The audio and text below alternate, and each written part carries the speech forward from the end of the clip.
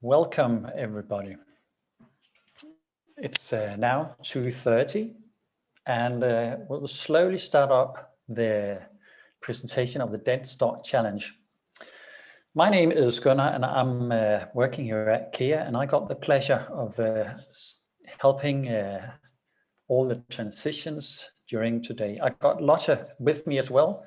She'll be doing the changing of the different slides. So whenever I touch my nose, it's not because it's itchy or something, it's just a quiet sign for it's time to make a change. So don't worry about that. It's not me that's gone nuts. I would love to see you all, as I'm sure that everybody would. But since we're in this situation where we just have one screen to look at, I would ask you kindly to turn off the mics and also the camera, so we can just see the jury and the different talents presenting the design. Time is pretty short, so I will keep it as brief as I can. And if something doesn't work, sound is bad or something, maybe check your own connection, and if not that, give me a heads up and we will see what we can do. Hopefully everything works, and as I just mentioned, time is tight, so I'll keep it short and make sure that we are done around 4:30. So even though that I love this challenge and I can talk a lot about it, you didn't check in to hear me talking, so I will actually move on. So I think I'll just run through the agenda. So first of all, of course, we'll have a welcome. Then I'll introduce the jury. And then we have the live stream presentations from the different design teams with just a few questions from the jury in order to clarify a few things if needed. Then we'll have a short jury breakout where the jury goes aside to cast their votes for the 3 prizes. And during that time, all of us will have the pleasure of watching videos from each team presenting their projects.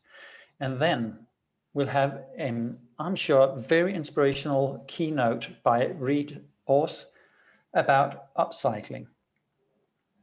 When we've done that, the jury will come back and announce what many of you have been waiting for, who wins the contest, who gets the prizes. And then, if everything goes well, time is around 4:30. Yeah. Okay, so I think I'll just run down to the welcome. And yes, the picture kind of says it all. There is a problem here, and to solve this, collaboration is, of course, so important. I'm a designer myself, and when I studied, we did not have anything like these challenges. So I'm just so happy that this is happening.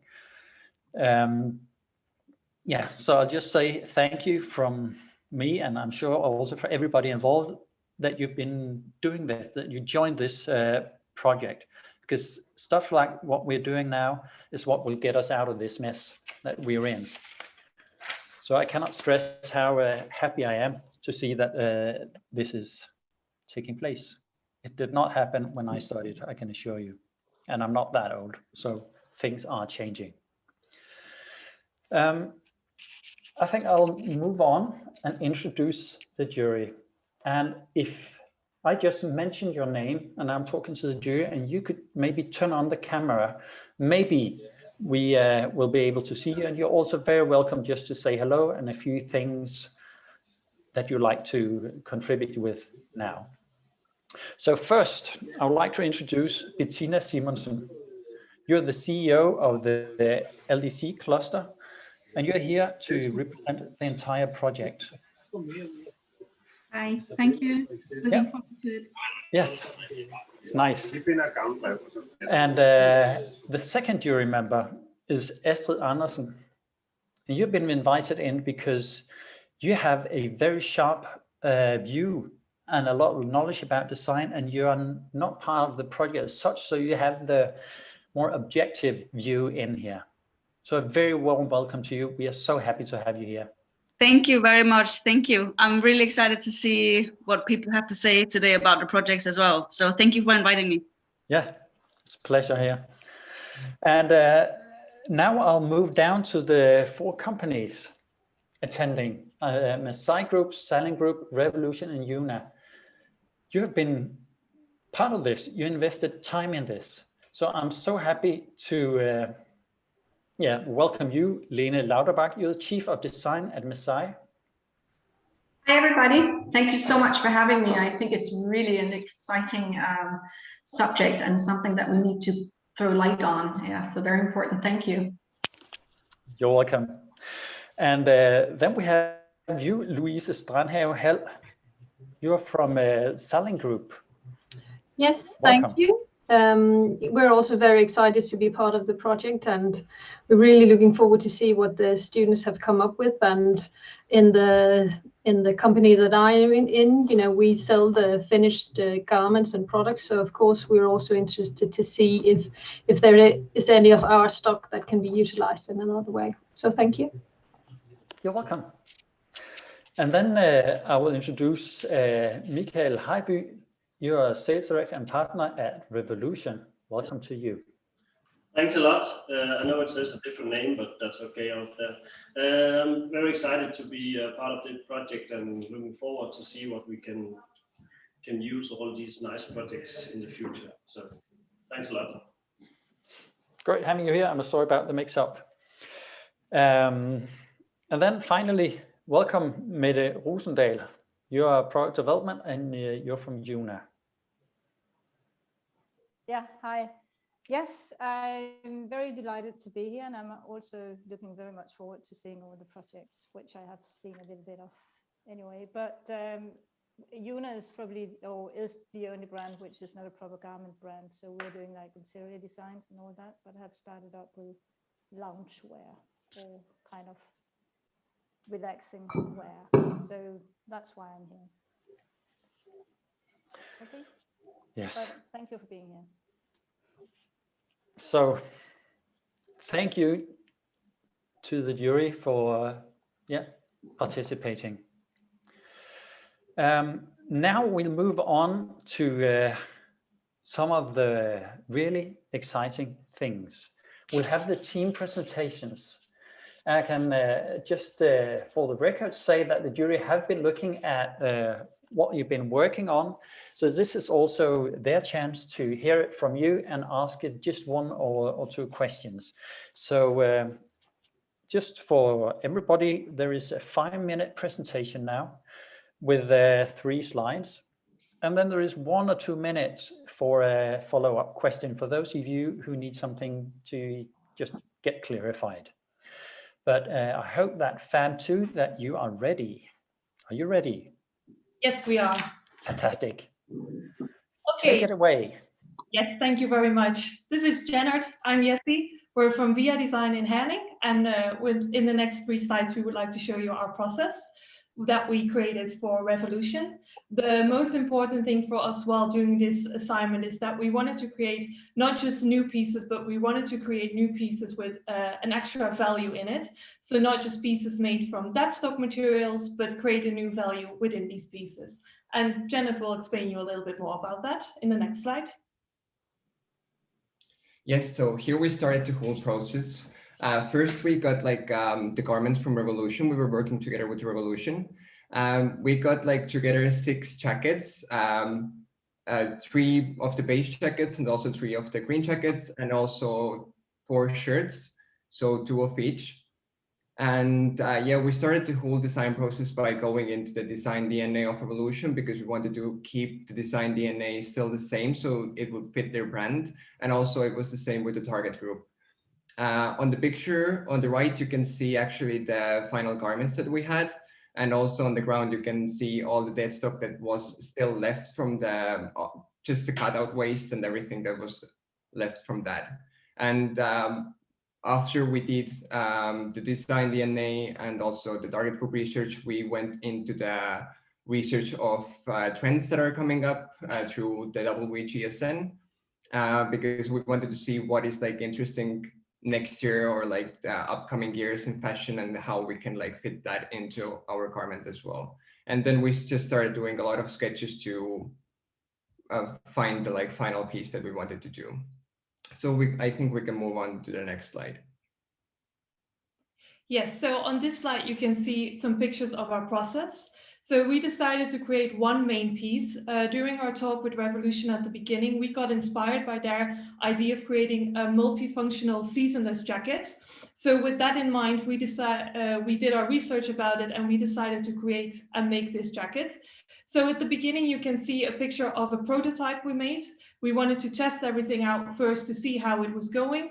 The prototype we made from our own dead stock material, so we didn't buy any new ones, but we used what we already had left in from our work. And after the first prototype, we did some adjustments, we did a fitting, and then we started with the actual garment. So on the 3 pictures on the background, you can see some process from cutting out, making sure everything fits, to the sewing part. During our process, we also had to make some adjustments, things that weren't really going to fit with the products we had. So throughout the way, we changed a little bit in our design to optimize the use of our materials as best as possible. For our jacket, we used both of the dead stock materials. We only added 1 new material that was a fusing that we used in the inside, a padding. So you can wear the jacket as a winter jacket, but you can also take it off and you have a summer jacket as well. And in the next slide, our last slide, you can see that better. Yes, so here's the final product. It's hard to just explain through pictures because like there is so many functions that you can have in one jacket. But our main piece was the jacket. It was the multifunctional jacket that you can wear like a lot of different ways. It is reversible, but also you can wear it like as 2 separate jackets because you can zip off the lining that is inside. The lining is padded, so it will be like both winter jacket, but also you can wear it in the summer as well. We made all of our own bias binding from the shirts that we got, and also in the end we did also the detachable hood that you can wear underneath the whole jacket or just on top of the jacket. And then we have also the bag, then the reversible bucket hat, and also a wallet that we did in the end from all the leftover colors that we had. As I said before, the most important thing was creating value. So we wanted all pieces to have a new value. So for example, the detachable hood, you could wear that with any other jackets of Revolution. So you can mix and match all your pieces together. And that was basically our process really quick. We would like to thank you for this opportunity. We had a really nice time trying to figure this out, and it has really opened up our eyes as designers in the way we can continue our work in the future. And we also would like to just say again that it's really nice that we spend time on doing this and that we really have got the way to think about sustainability. And it was a very learnful and exciting process for us to do. Yes, thank you for the opportunity. Thank you very much. Thank you for a very well-timed presentation. And from my view, at least, looks like it's not only upcycled, it's also a jacket that seems like a multi-season jacket, but also with a lot of purposes. But now I'll just ask the jury, do you have any comments or questions?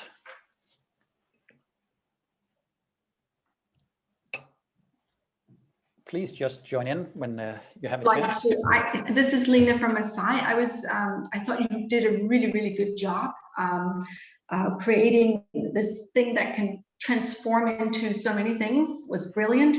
I was curious how much I could see from your project that you used padding, but how many other trims did you have to use? I understood that you reused the zippers and so forth, but did you have a lot of other trims? We only added one extra zipper to be able that the jacket is reversible, and we added 3 or 4 buckles and some push buttons. But we try to reuse as much as possible. So the zippers from the previous jackets we used 2 for the jacket and 1 for the back. So it's only a handful of extra products that we got. Yes. Okay, and you said you had 3 of the green jacket and 3 of the beige and 2 shirts for each. Did you use like all of it, or was it you used 2 of the beige and 3 of the green or so forth? How did that work? No, we used all of the actual Okay. garment, but the only leftover was the part that you saw on the floor. So Okay. Okay, thanks. That's all my questions. Thank you. Thank you. Okay, there might be just half a minute or something for a brief comment, or we'll move on. I have just a question, Yes. very short one. I also think it's fantastic. You did a really good job. You're very good, very talented. But I'm just wondering about the price range, because it looks like a lot of details, a lot of extra work in the piece. Have you considered the selling price for this piece? Yes, we do. So we based the prices. We looked at the original price of the jackets from Revolutions, and then we looked at our products. So the main piece, the jacket, will be between 2,600 and 2,980 kronas, based on the fact that it's 3 to 4 jackets in one. Then for the hood, it is 485 kronas, the back 560 krona, the hat 225 krona, and the wallet 110 krona. And we also think that there are certain things that you can change. For example, we created all of our own bias binding, but you could definitely take that out, overlock everything in a way to make it a little bit more cheaper. Thank you. Okay, thank you very much for clarifying that. I'm sure there might be more Yeah, questions, but Oh, sorry. No. I would love to be able to move on, because otherwise we'll lose the time for the last presentations. I would be sorry to see that happen. I'm sorry about that. Anyway, welcome to Milan and Asier. You are the Deadstock Boys. What do you have for us? Hi, so we are Deadstock Boys. This is Asier and I'm Milan. We are from the Royal Academy of Art. And we would like to move to the first slide. What we have, please? If you can. Yeah, lovely. So as you can see here, these are our names, and we focus more like about the garments what our company give us. You can see that was again the same company like the before, and we get 3 jackets of the beige and 3 jacket of green, and also 2 Hawaiians shirts. And you can see all the details of the trims what we put into our garments. Which was 1 extra zip after the fusing, and the D-rings, because our company is a menswear company, and we would like to make a point that in the menswear we have to focus more into the details also.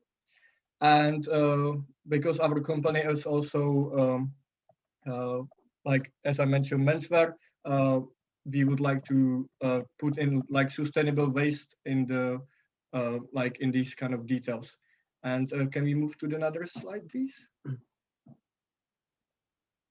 Yeah, so for the inspiration of our like proposal, we thought about focusing on the vibe that we got from the company, and we wanted to go or we wanted to study a little bit deeper in this kind of retro vintage vibe that we got from the company, and we based our design proposals on that and on the catalog that they had already in the website. So we started sketching and like different ideas of what we wanted to do, and we had clear that we wanted to create a whole outfit for the company, so that it would be like a 3-piece outfit that could be also wear with all the pieces of what they have. So like the sketches that you can see like underneath, like under, is what we ended up deciding on what we wanted to make, and then we made some technical flats on on how it would look more like detailed, in a more detailed way.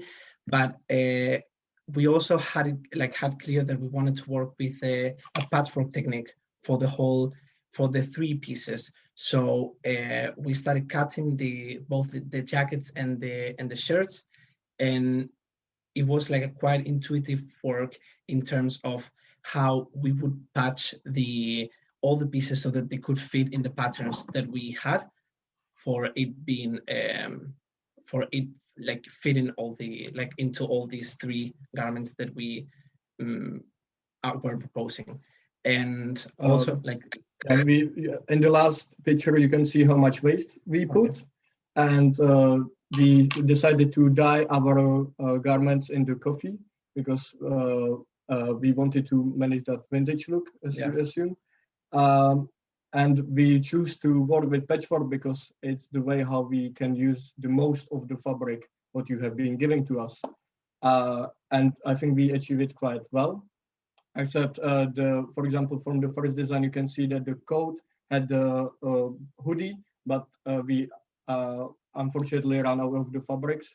But that's how is it. Can we move to another slide, please?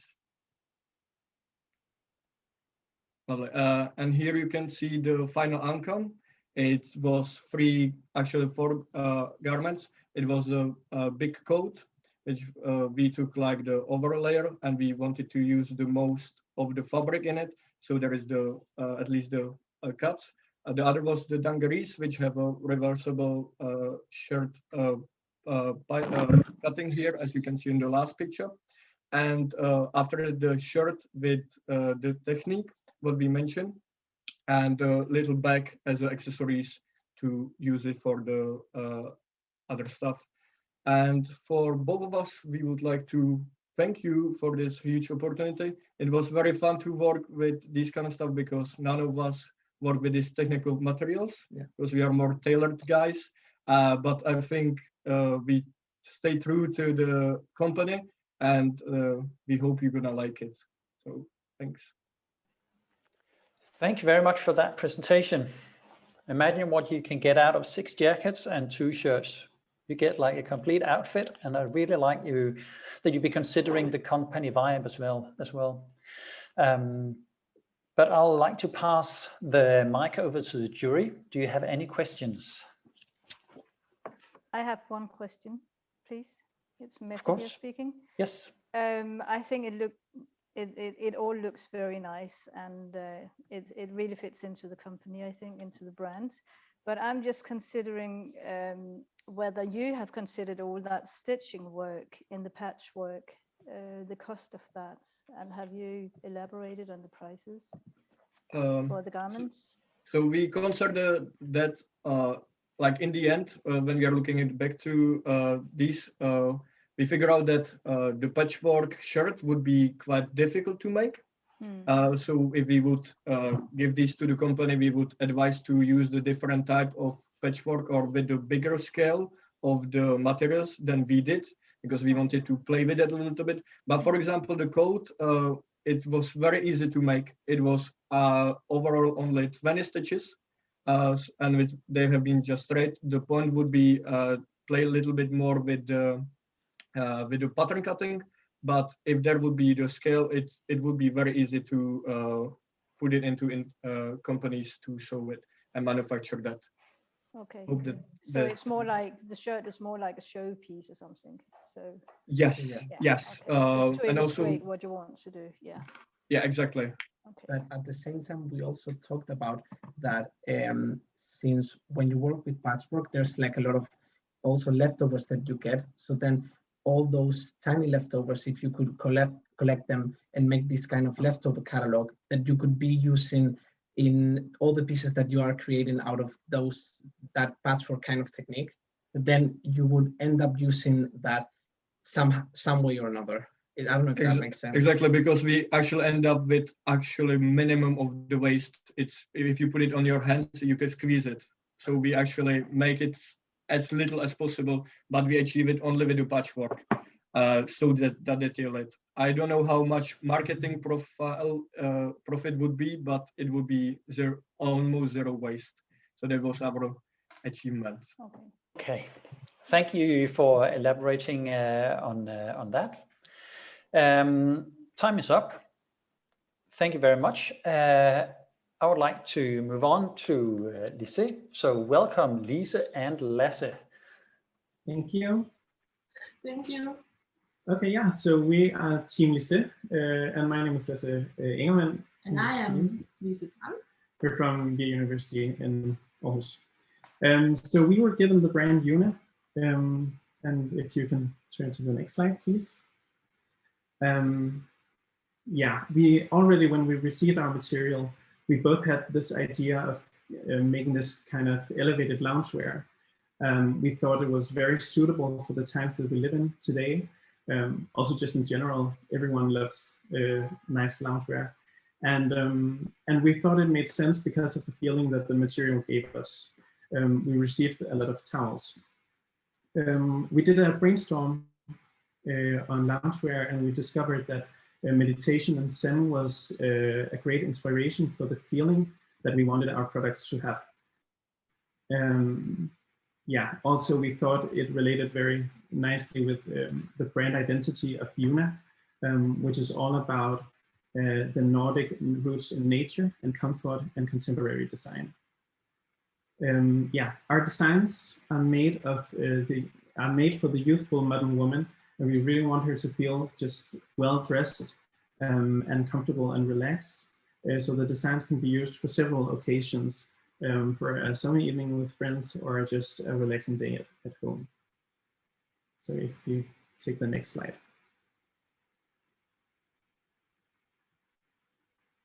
Yeah, so here you can see our designs. We made a dress, a top, and some pants, and then this kind of blazer inspired top as well. Yes, and early in the design process, we really want to go and visit a yoga studio to get inspired by the poses for silhouettes and the feeling of meditation and Zen. But due to COVID-19, that was not possible. So we did some research instead. We found shapes from yoga poses online, inspiration, made some mood boards, did some draping, and make some sketches before we choose our final products. Our designs are ready to wear and are meant for fit more women. Functionality is very important for us, and our products have to work her lifestyle. That focus on cuts, a fit that suits the modern woman, and the movement in the fabric. Yeah. So next slide, please.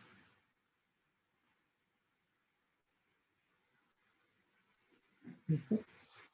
Okay, so like Una, we imagine that our sizes for our products are extra small, small, medium, and medium large.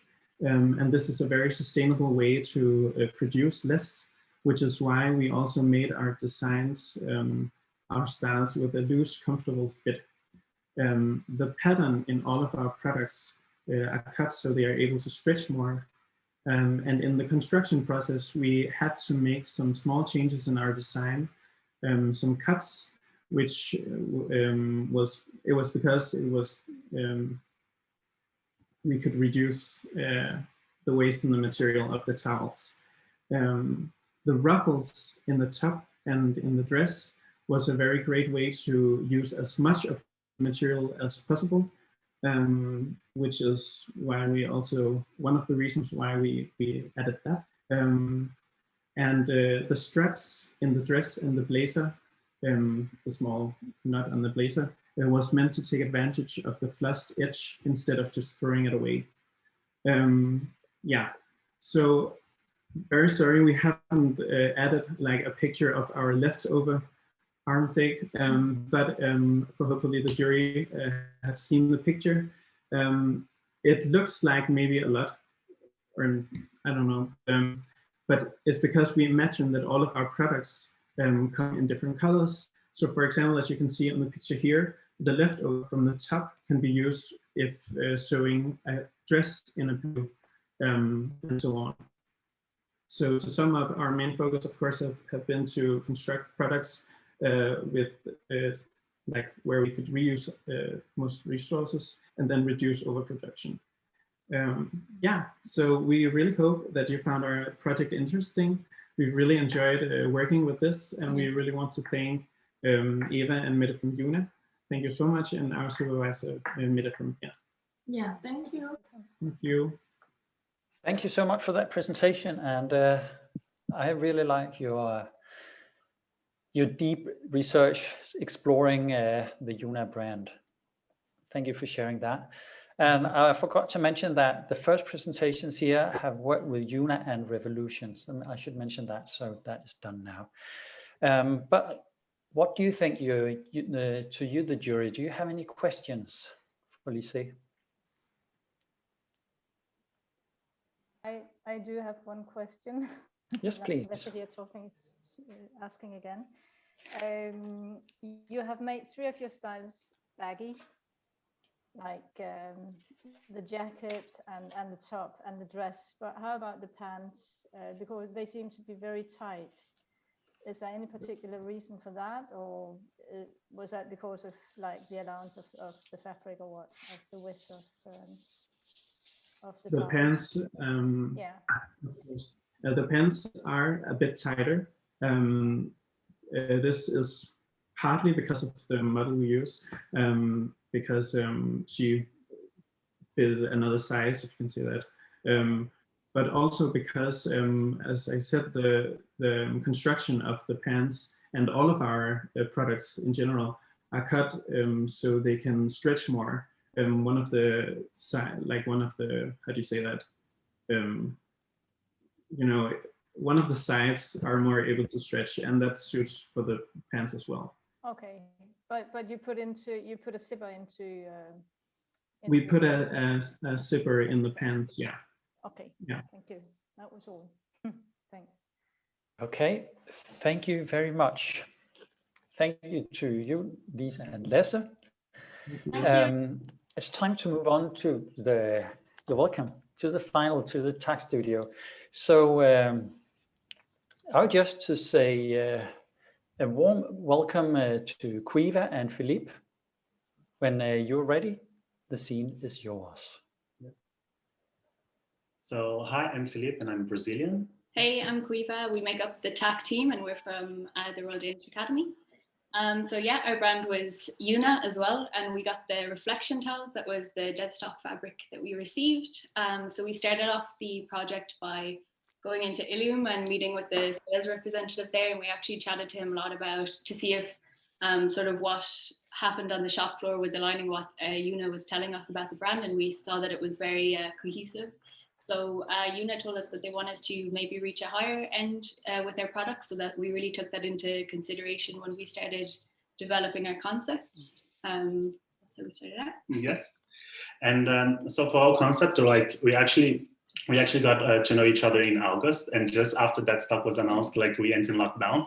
So so to kind of actually get to know each other and also like get deeper in our inspiration, we decided to actually go on a trip. So to really make a journey. So we actually went to like a small trip to an island, and to this island in southwest Shetland, and then we actually just to get closer to nature and also get closer to Danish culture. So just like at the beach and just getting like again like close to nature and feeling grounded and just like thinking about what type of feelings and emotions we wanted to trigger with our designs.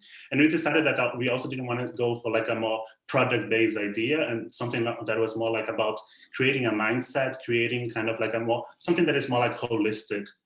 And we decided to create some kind of like elements that will help to create a ritual, like somehow, and make people more aware of their own existence, being mindful and kind of relax. Yeah, so we really like asked ourselves, how do we feel, how would we respond to the brand and their identity, and what also do we need now as like consumers in this world that we're living in? That's a very strange time. So we spoke a lot about this concept of like daily ritual, and also how we could bring this holistic approach into our process as well as into the final product. So we started looking into like artisanal basketry, weaving in a lot of different knotwork techniques. So we sort of started, researching that. Yes, just like the next slide, please.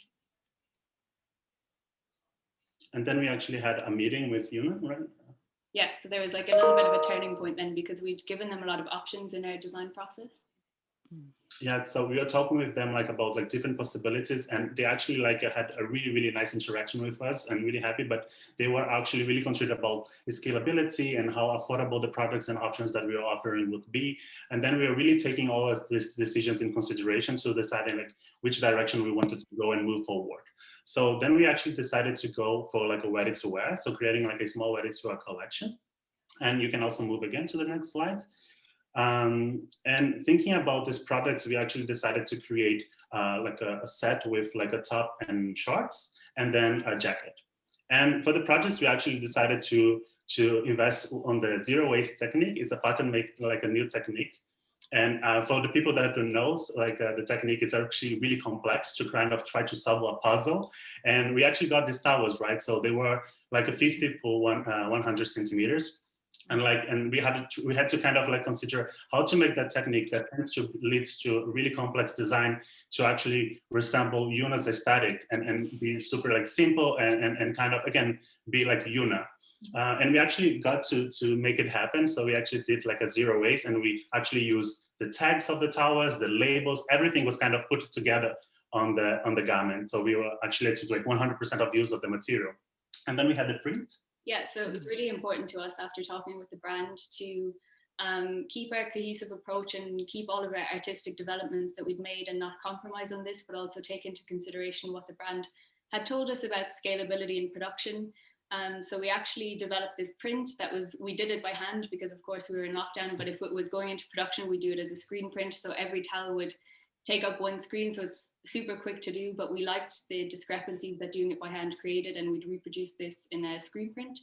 It also somehow tied in with the weaving techniques we were doing, and it really came full circle then after that, and we felt like it was the perfect solution to the sort of challenges we were facing within the design and making it more scalable for production. Yes, and we actually, guys, we're so happy about the collaboration and the feedback that Yuna gave it to us. So we actually decided to set up a website, and in this website we will give like the link to you all to see on the audience, and then you'll be able to actually like see and have like a more premium experience by watching it. Like thank you so much for the opportunity. We are like such a deep experience for us, and also of learning. Thank you so much. Yeah, thank you. Thank you so much, Tag Studio. What a good idea to get out and get to learn our Danes. From what I hear, we are kind of weird. When you come from abroad, we do weird stuff. So thank you for that, and also the connecting your understanding the Denmark and Danish people to the brand of Yuna sounds like a terrific way to go about it.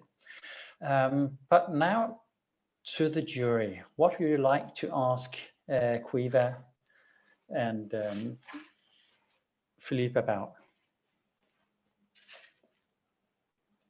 I can start. This is Lina from Asai again. Hi, guys.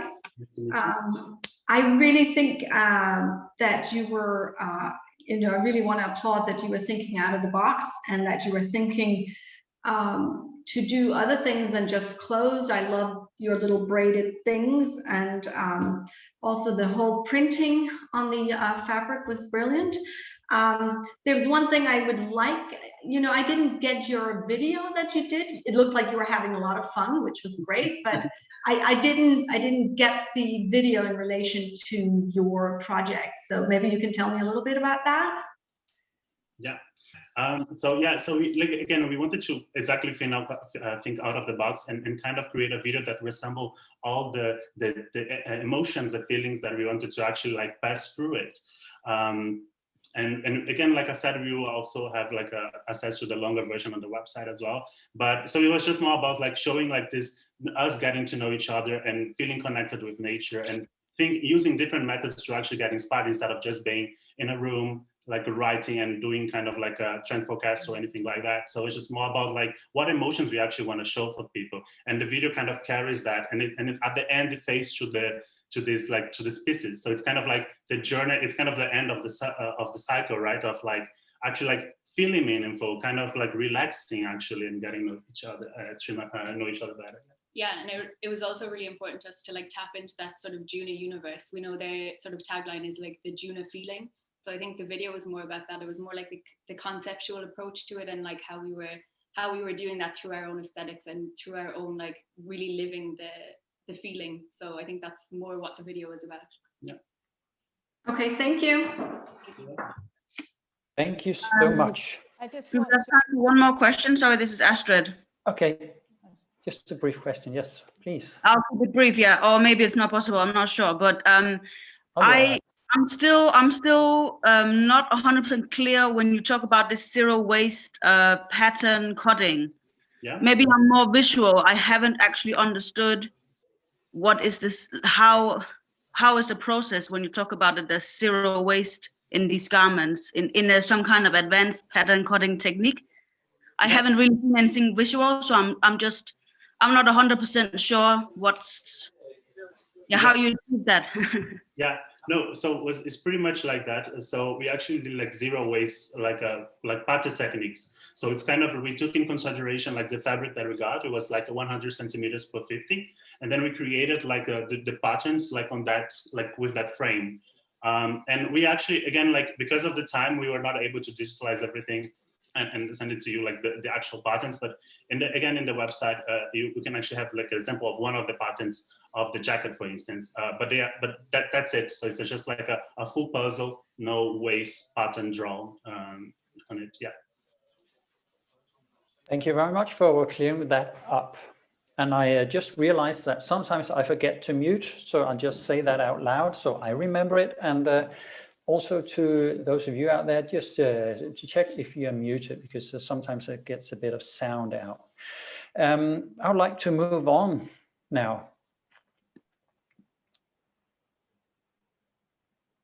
to the next slide. Yes, because this is also a very relevant slide to look at, because this is about the prizes that we got. And what I really like about it when I looked at it earlier this week is that it's not just a first, second, and a third prize. There's actually 3 prizes addressing 3 very important things in this competition or in this work. The first one is kind of addressing the entire process, the design, considering all the aspects with the target group, the pricing, the upcycling, everything. So of course that needs to be the first prize. When we move down, we get to the second prize, which is focusing on the innovation. And that of course is crucial for us to get out of the mess we're in. So I was really happy to see that. I'm sure that you are as well. And then the third prize, it's about the collaboration. How do you collaborate together and with the company? And it's also just back to the, relating actually to the first thing I said when I was studying, that when we had no collaboration. I'm just so happy to see that the bridge is so much stronger now, because it's a collaboration that will help us do this. So yeah, we're just doing this together, and I'm just happy to see that that's also an important thing to address here in this competition. So I just wanted to dwell shortly with the prizes and what lies behind them. And then I would like to move on to the next presentations.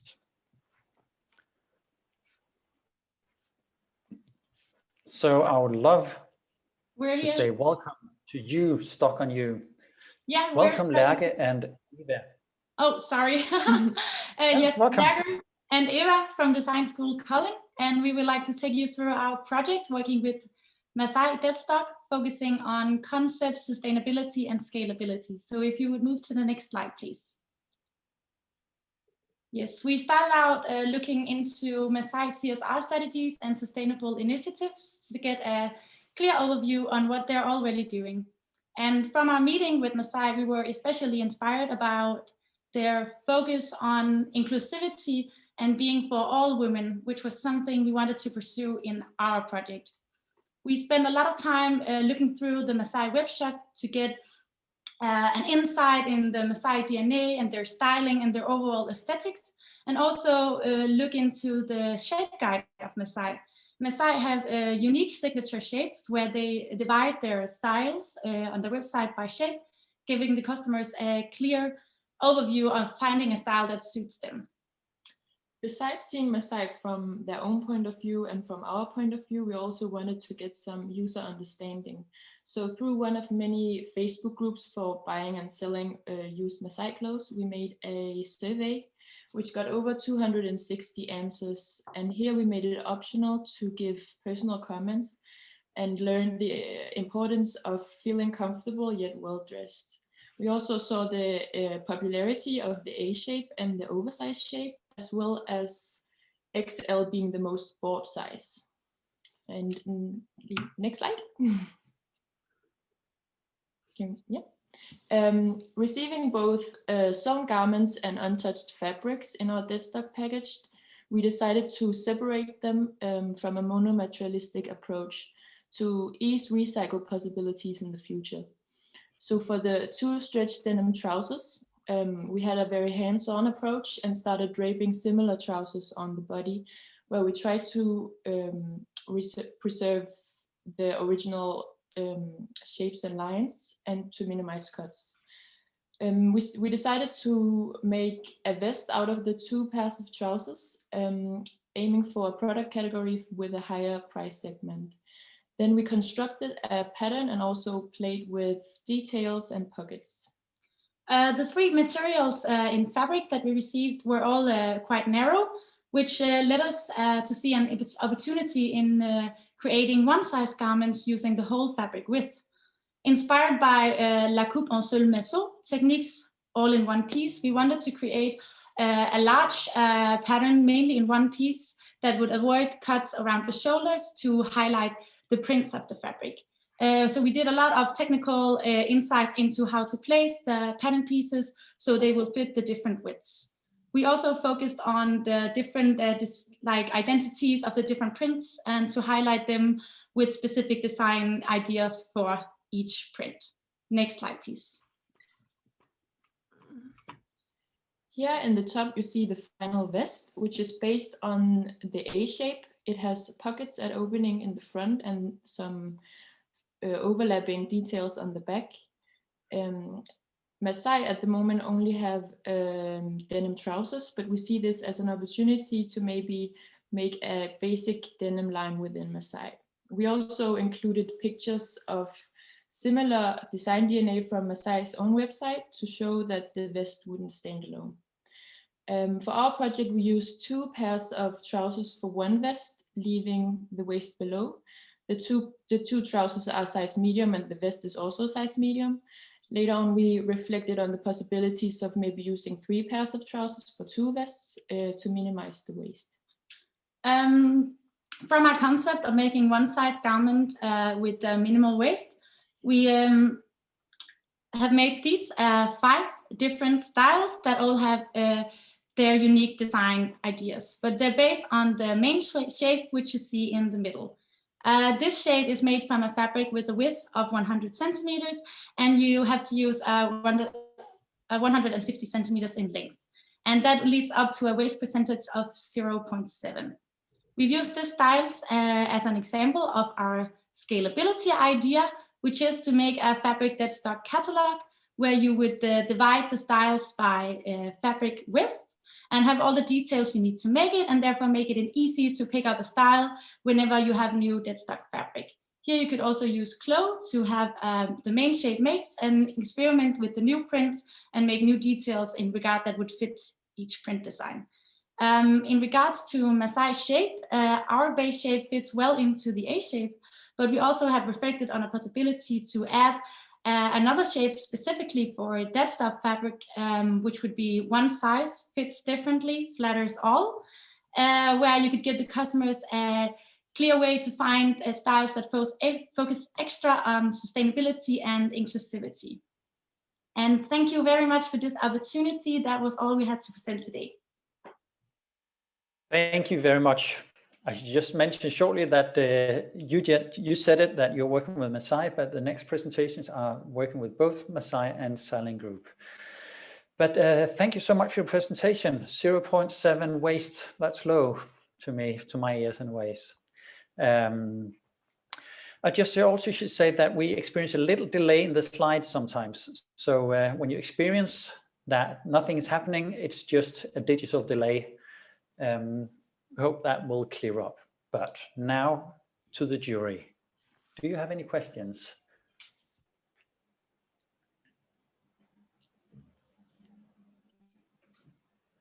I would like to say something. Hi, guys. Like I explained to you, when I gave you the brief that Masai is on this journey, and I can definitely see that you were on this journey with us. I think that you really had the brand identity and the target group during the whole process. And last but not least, also that you were welcoming all kinds of women. That's a very important thing for us. I'm sorry.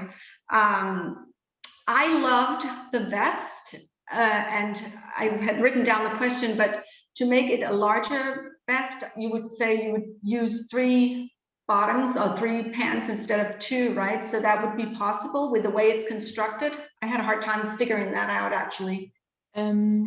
Our scalability for the vest is based on the original size of the trousers. So here goes 2 pairs of medium-sized trousers for 1 medium-sized vest.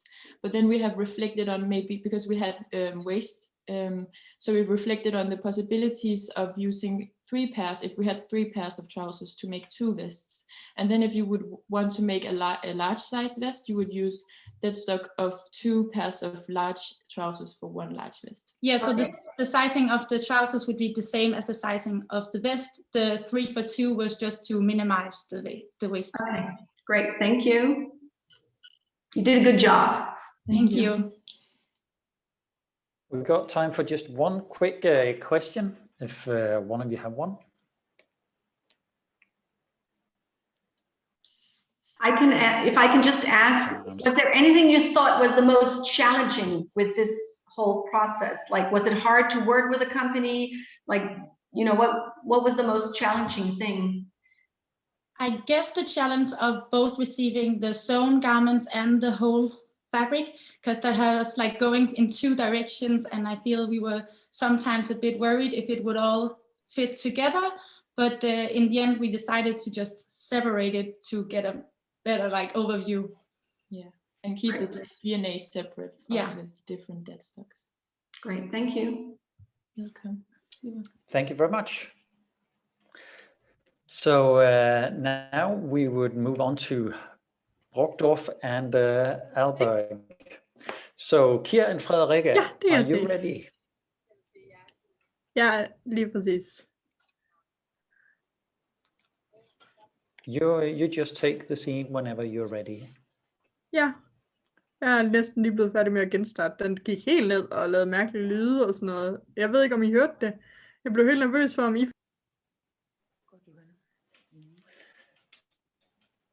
Brockdorff and Alberg, are you out there, or are we experiencing little internet issues here? Oh, there you are. Welcome. You just need to unmute and you're on.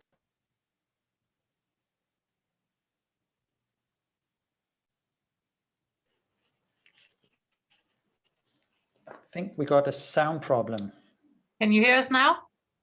Yes, Ron. Okay, perfect. Great. Thank you so much. Hi, we are Kia and I'm Frederikke from Kia.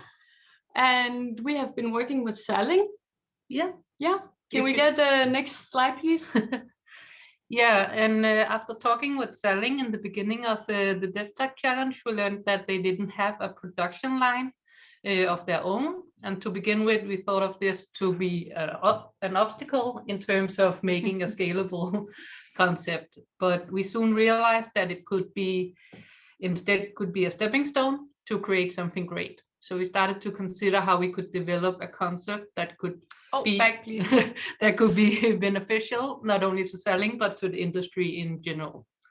The concept we came up with is called Repeat, and the overall lines of it is described here on the picture and in the video presentation we have also sent.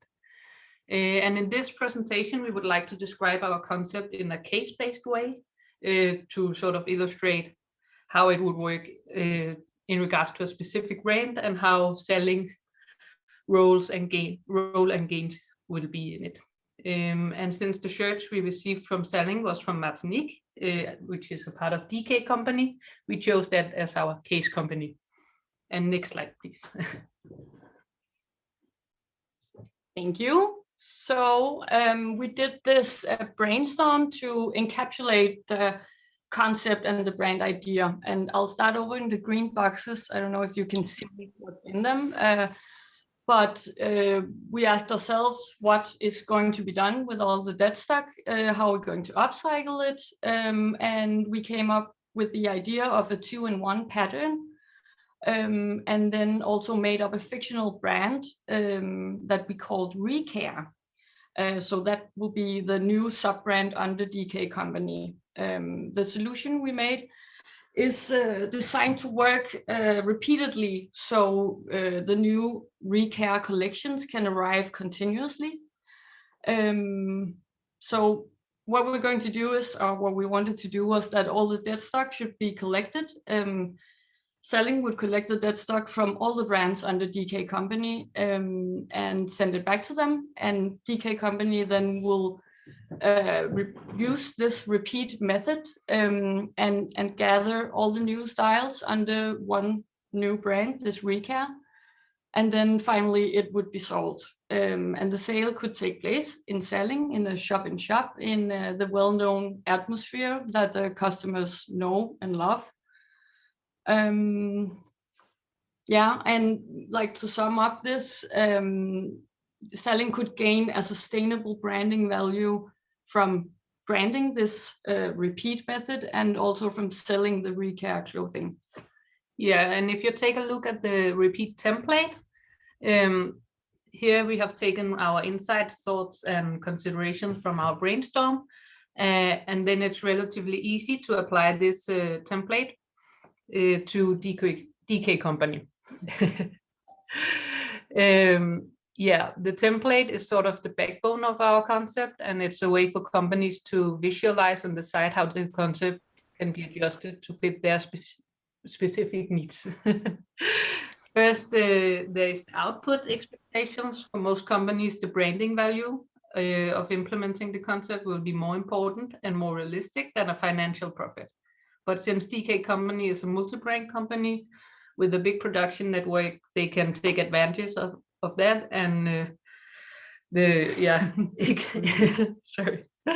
And they can aim for a small financial profit as well as for a sustainable branding value. And because of the already big scale production, it would make sense for DK Company to aim for the most industrialized production possible. Since Recare would be a brand belonging to DK Company, the prices should not differ too much from where they usually are, but taking the chosen target group and potential storytelling into consideration, they could go for a little higher price. Yeah, next slide, please. So our process chose to make part of it virtual, mainly to minimize the waste during the design process, but also because we have a mutual interest and excitement for Clo 3D and other new tech within this profession in general.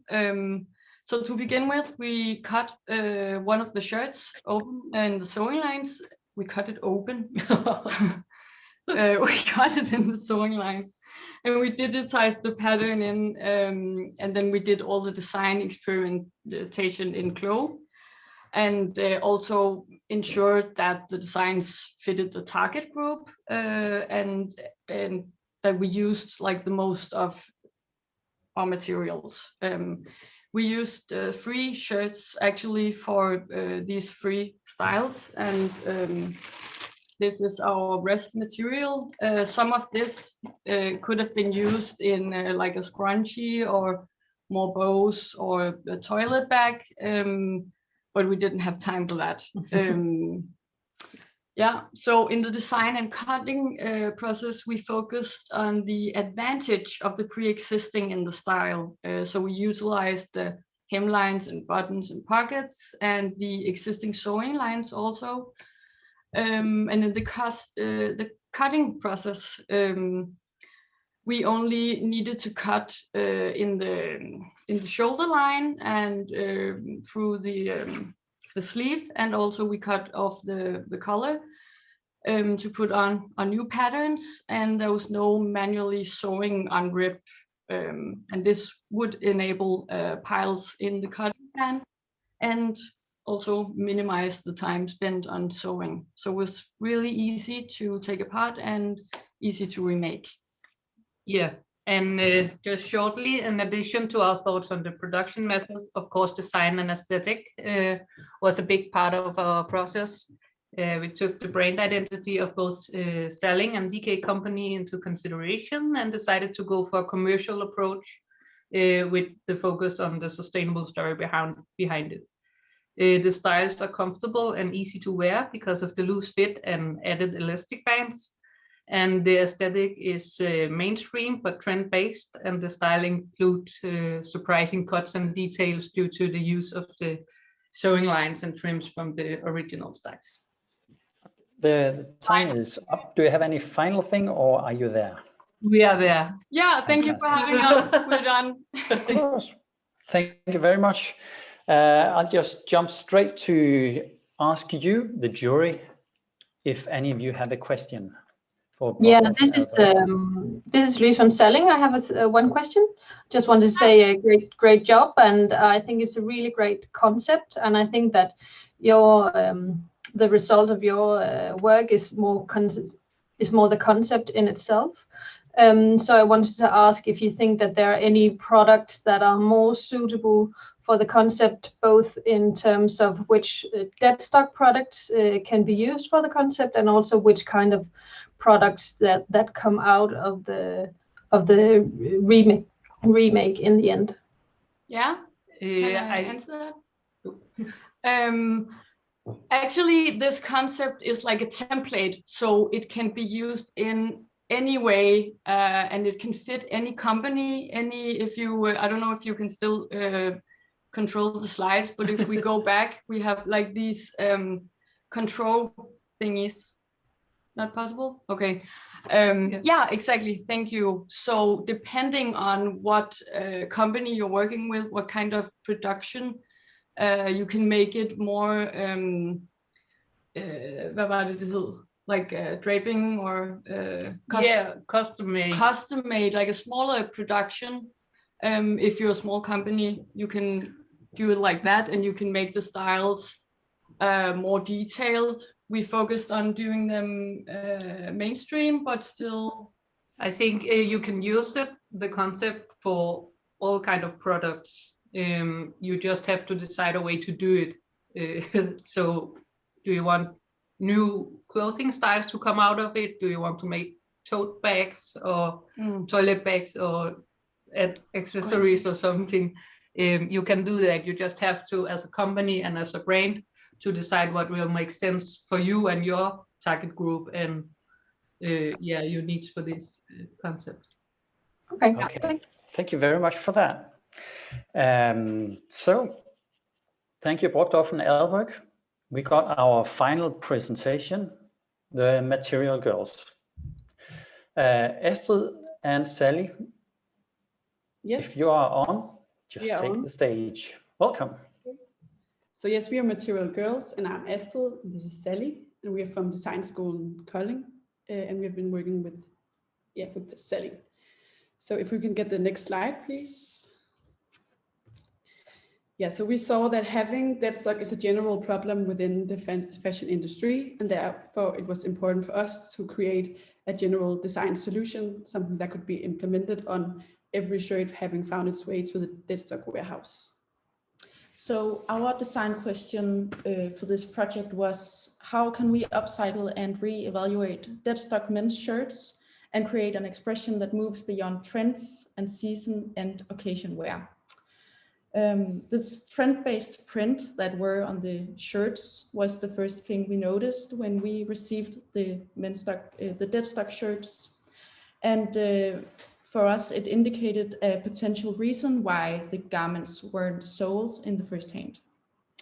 Yeah, so we work with these sustainable design cards, which you see in the middle, as a way to making our sustainable strategy. And we work with local production, information, aesthetic lifetime, and embedded storytelling.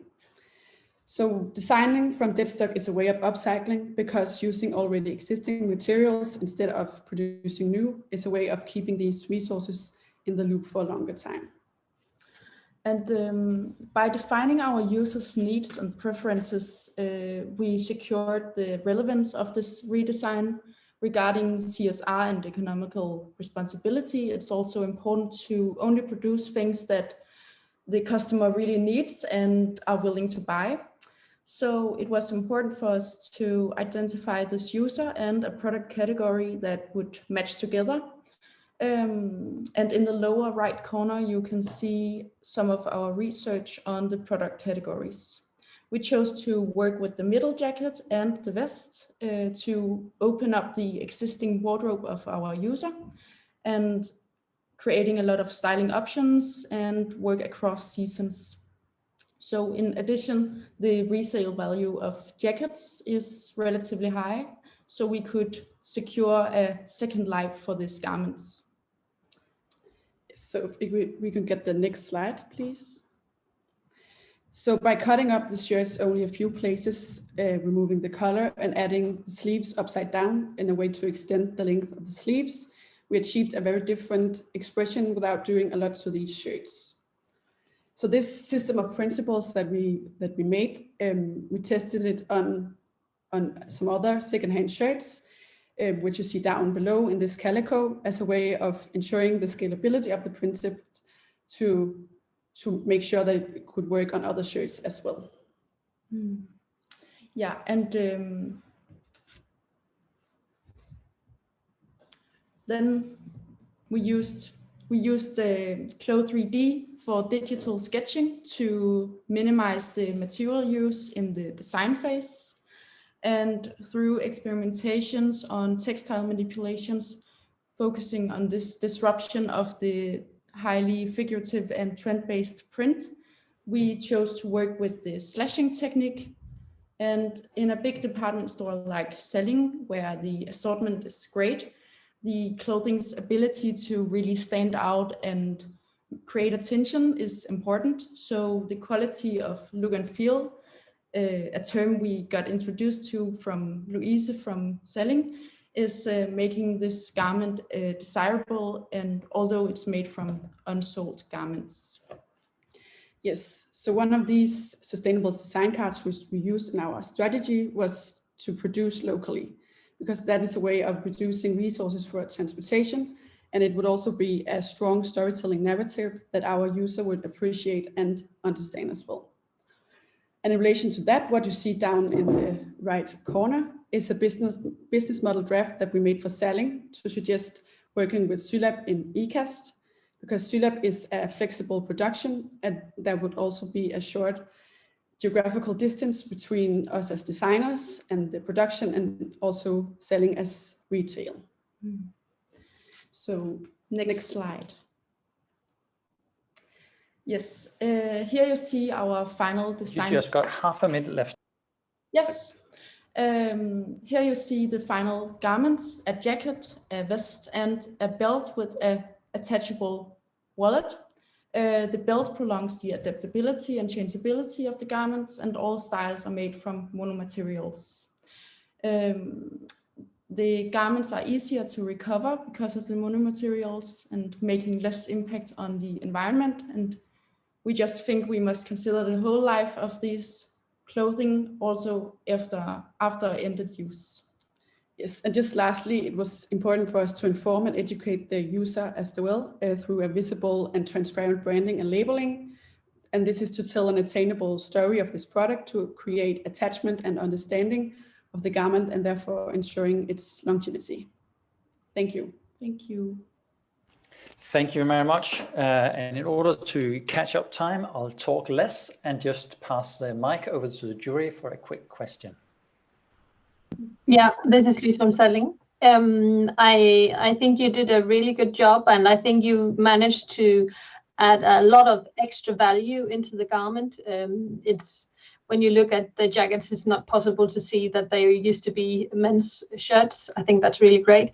But have you considered the scalability of the slashing technique? I mean, it's very manual. So will it be able to do like in a bigger production? We think of it as like the construction of the jacket is very, very simple. So where we considered or put on the time is in the slashing technique. Hopefully it will be easier to scale up when if the production was really put into play. Yeah. And therefore we also think that Sylab is a great way of producing it, because they are also a smaller production, and maybe these kind of the deadstock we get in the shirts is also a smaller amount, so therefore it will fit together. Okay, thank you. Do we have time for one more question?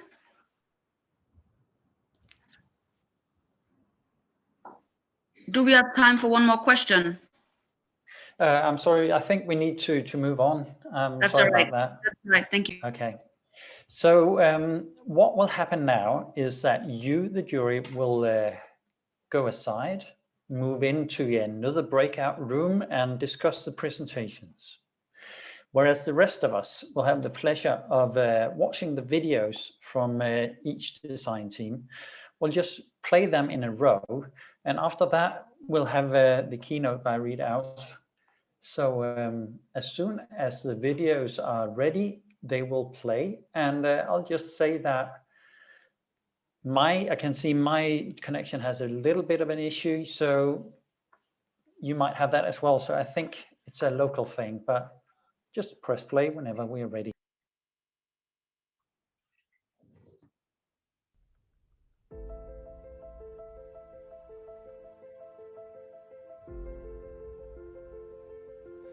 For us, the sustainable aspect of our designs is not only the fact that we use deadstock materials.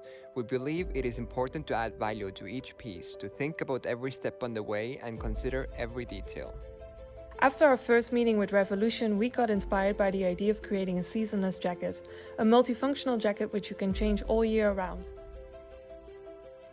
For us, sustainability is just not being sustainable, but also being responsible, as a customer, but also as a brand.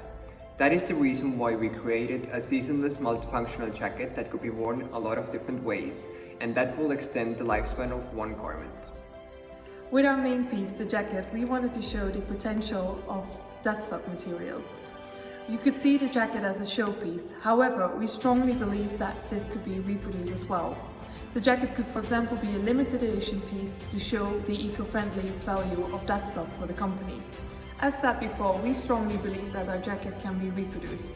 Of course, there can be changes made. For example, we created all our own bias binding to optimize the use of our deadstock materials. But you could choose to not make them yourself and overlock it, for example. We also use all the original zippers from the jackets, 2 for in our main jacket and 1 we reused in our bag. The final outcome and functionality will make the production part worth it.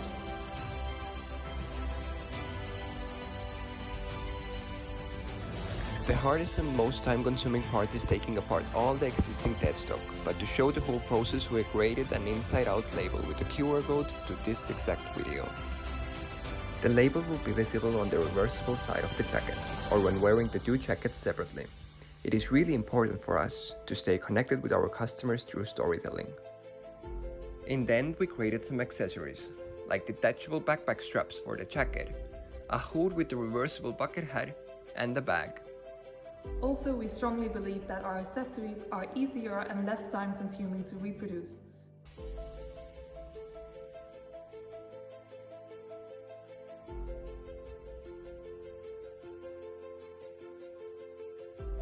together for a more sustainable future.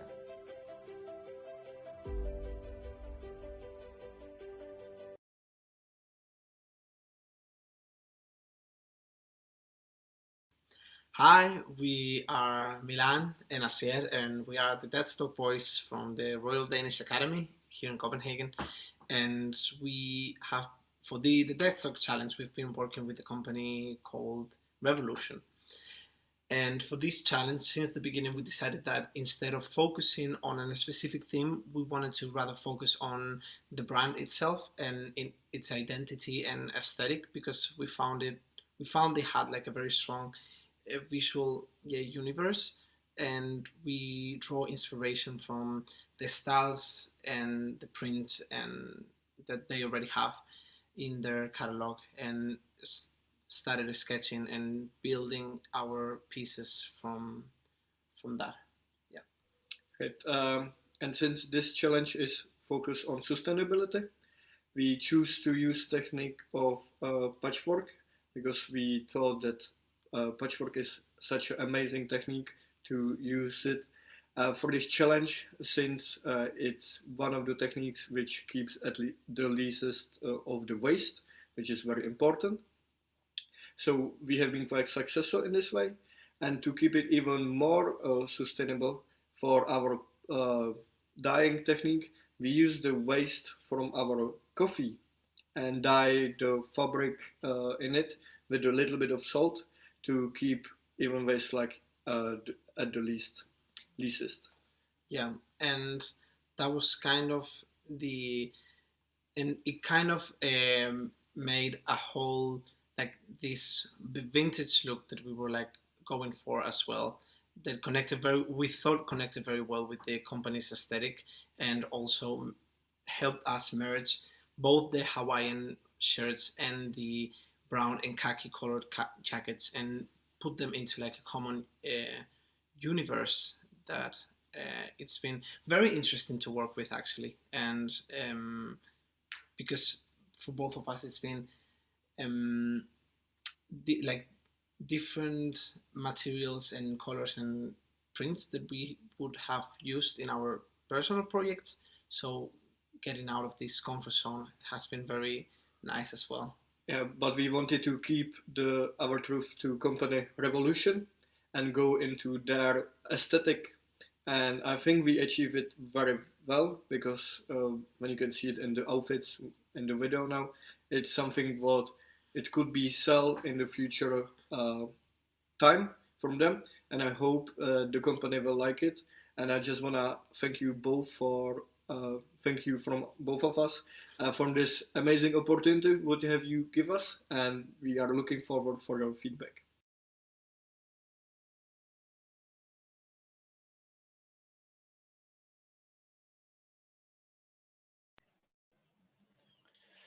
Okay, and what I hear now is that, let me see, now we move on with the Deadstock, I'm sorry. Oh, Lizzie.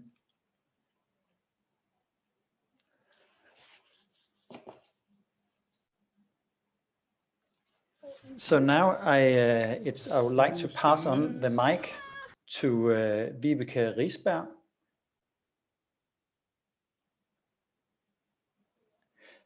Because we need a readout to give her presentation, and then we'll continue with the videos afterwards. So just a slight change of plans here.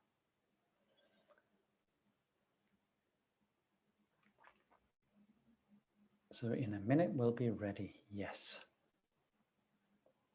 So now we see our keynote speaker read out.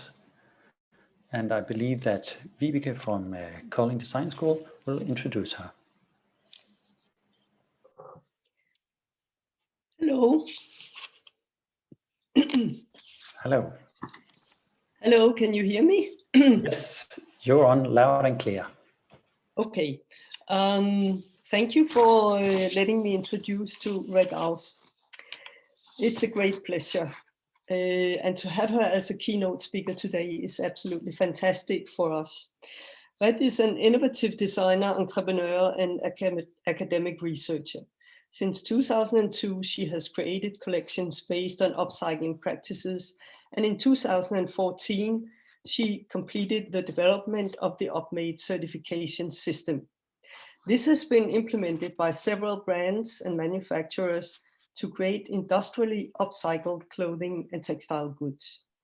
In 2012, Red Aus completed her PhD, Tress to Trend, and through her activity as researcher and teacher at Estonia Academy of Arts, she brings deep knowledge from practice and academic skills to students in the classroom. And she also have them collaborate with companies both locally and internationally, as well as going for study trips to the Far East. During the past 2 years, I have collaborated with Red in the Erasmus project Fashion Seeds, where we develop a digital platform to support tutors in teaching fashion design for sustainability. Red is also here shown her highly knowledge when it comes to environmental policy and the new EU regulations of extended producer responsibility in the textile sector. I hereby welcome Red Aus. Hello, thank you, Vibeke. Very nice to see you, and hello you all. It was very nice to see all the work what you have done. Lot of very interesting designs. So I have a little presentation for you, but of course I'm gonna show you the facts what you already know. I understood going through all your presentations. I hope I'm not too boring for you. I really hope. But I think some of the facts are still very good to remember. So as we all know, fashion and textile industry is really a big polluter.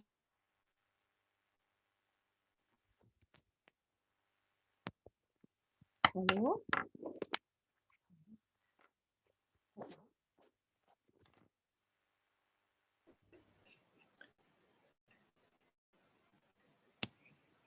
Can you hear me?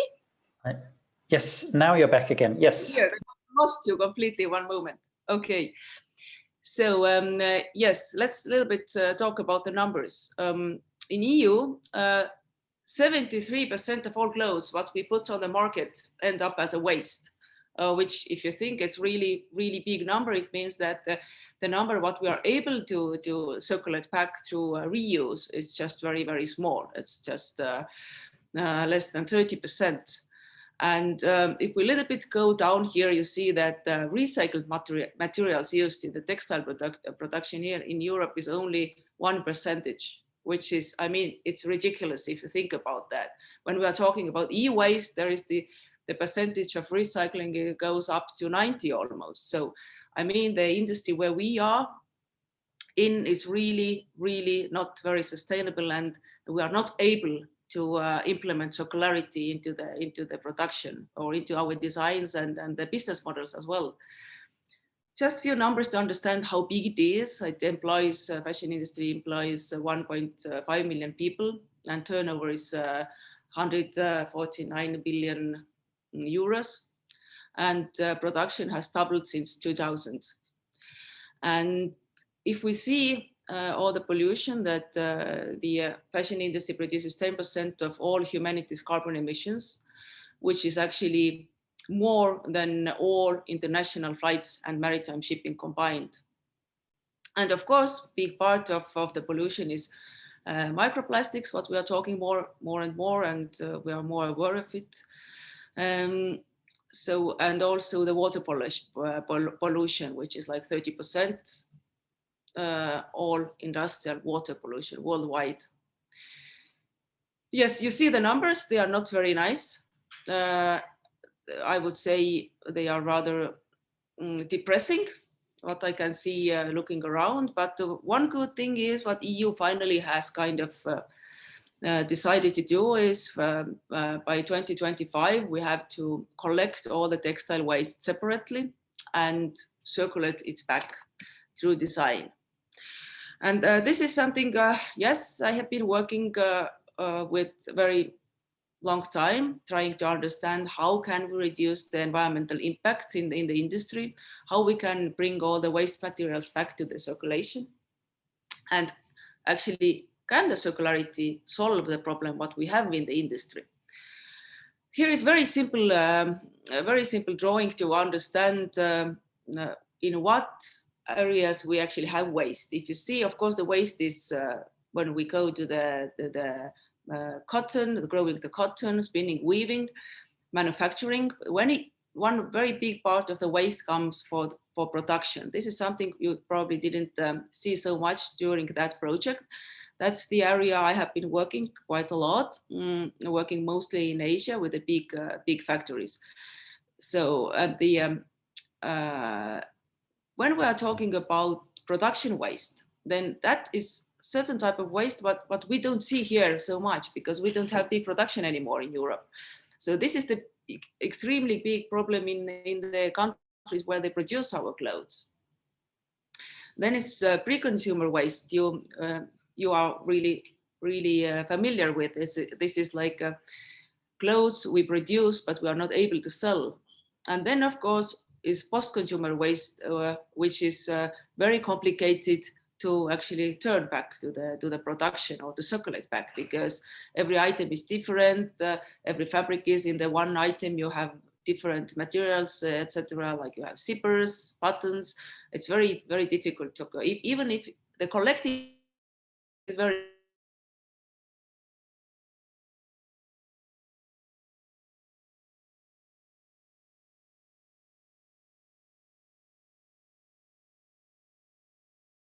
reuse, then all these materials has to be cycled or recycled. It's called recovery. And if we see all like three types of waste, what you can see in that drawing, then we understand that we actually don't have good methods how to do that. We are not able to go to the industrial level with a lot of ideas what actually we have. All your projects are extremely nice, but if you start to think how to put it really into the industrial level, it's not very easy. The price will be high. It's complicated. It's more kind of always this kind of studio-based nice thing to do. And upcycling actually should always come before the recycling. Recycling is kind of downcycling in the other word. So I just show you a few photos, nothing new for you. This is the recycling center here in Estonia where they collect post-consumer waste. The company, I have been working more than 20 years already, doing a lot of projects with them, testing different type of post-consumer waste. How can we upcycle or recycle it? And also always ended up understanding that with post-consumer waste, if we focus to the upcycling, it's... Excuse me, Reid, I'll just interrupt you for a minute. Can you share your screen? But you can't see I think there's a problem watching your screen. But you used to see my screen, or no? Yeah, now we see you, which is okay, but maybe not what you wanted. No, but so did you see my screen? Not so far. Not so far. Really? Why didn't I? But I actually shared that. Whoa. Sorry. Not to worry. Yeah, let's go again. I show you the photos, then the. Yes. Now you see, huh? I'm really sorry. Yes. So something, yeah. Here are the facts I was talking about. Yes. Sorry about that. Sorry. It's never happened before. I don't know. I probably pushed some wrong button, but I'm really sorry about that. So that was the little drawing I was talking about. So of course, it doesn't make any sense if you don't see it, but now you see it. So production waste, pre-consumer waste, and post-consumer waste. And recycling and upcycling. Upcycling always comes first, and reuse comes even before that. And then, yeah, the post-consumer waste. This is the Estonian Recycling Center we are working with. We have been collecting separately, for example, jeans. This is the material we have really tried to develop different products like home textiles or the fashion, etc. But yeah, it is complicated. But for the the post-consumer waste, there are a lot of developments going on right now to find the best way how to recycle it. When we are talking about the natural fibers or the monofibers, then mechanical or chemical recycling, of course, is the best solution. It's really complicated to upcycle it. And if you now think the number I said before, just 1% is recycled fibers, what we are using in our clothes in Europe, and you see the picture like this, then you understand where the problem lies, and where all the designers should put their knowledge in and try to find all together the best ways how we actually could bring the post-consumer waste back to the production. This kind of, and that if you see it closer, then you realize what is the real problem. Every item here is different. There is cotton, there is some man-made fibers like viscose, really very, very different different combinations, and it is very complicated to recycle it. And also, we are not talking only about textiles, a lot of other things as well.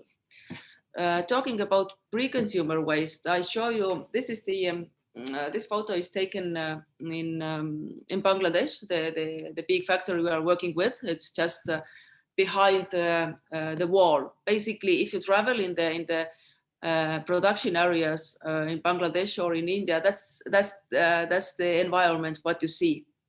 It's they don't have like nice trees there. They don't have the green view, or that's the basic view. Kids are playing there, dogs are running there, etc. This is my colleague who is standing there.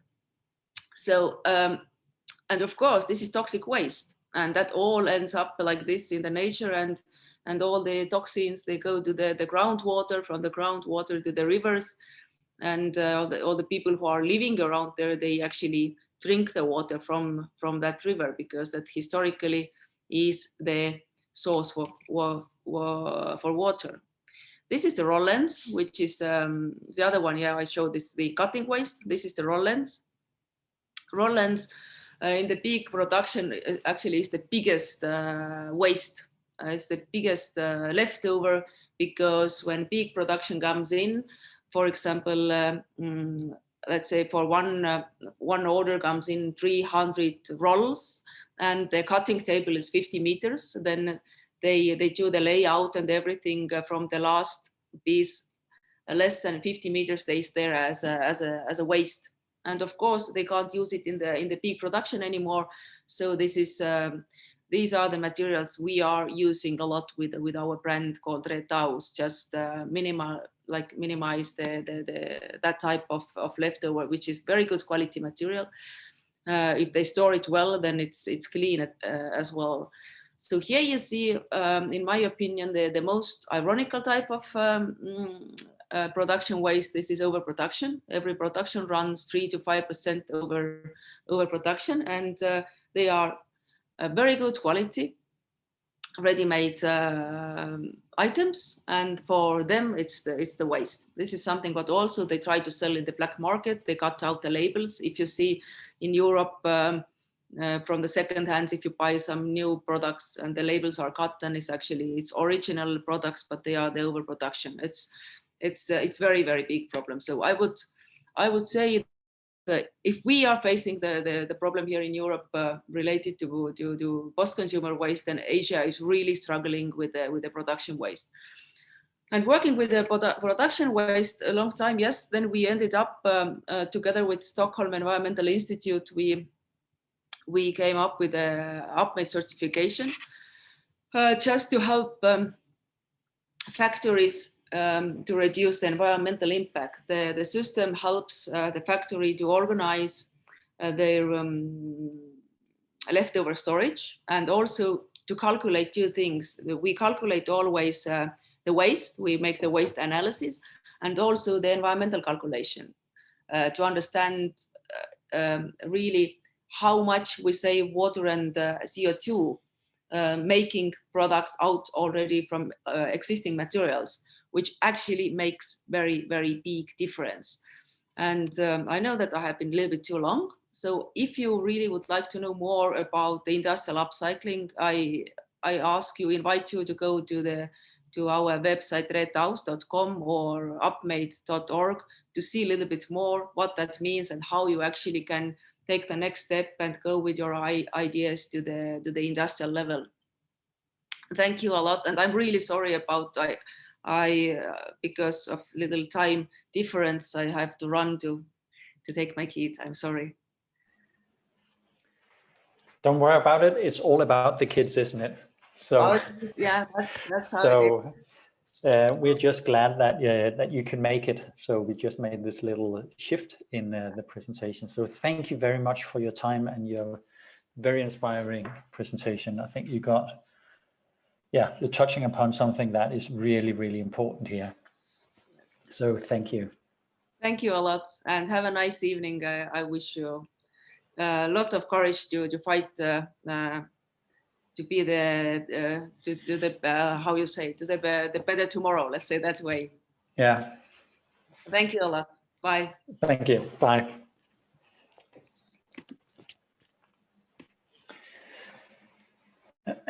So now we'll pick up where we left on the video presentations.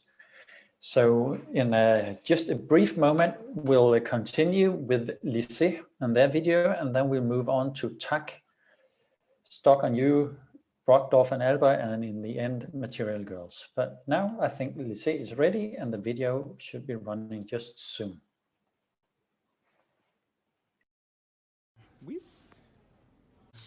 Spændende. Wow. Cute. Må vi også bruge det der? Yes, det må, hvis vi har fået det, så kan vi lige bare bruge det. Ja. Ej, det er en blå. Er der også penge? Eller hvad var det? Nej, var det hvid? Ja. Okay. Og så en gul. Og lidt gul. Okay, det skal nok blive godt. Nå, så vi blev enige om, der var altså 55 gange 100. Og hvor mange blå har vi? Kun én pakke? Jeg synes altså, det er lidt ærgerligt. Det var vi ikke begrænset af. Man kan sige, at vi har lidt slået os fast i, at vi gerne vil have sådan noget loungewear. Skal vi overhovedet lave sådan noget som silhouet? Vi har jakke, bluse, bukser og kjole. Og så laver man bare egentlig bare silhouet ud af det. Så fra vores moodboard, så har vi jo undersøgt nogle elementer, noget vi synes kunne være noget.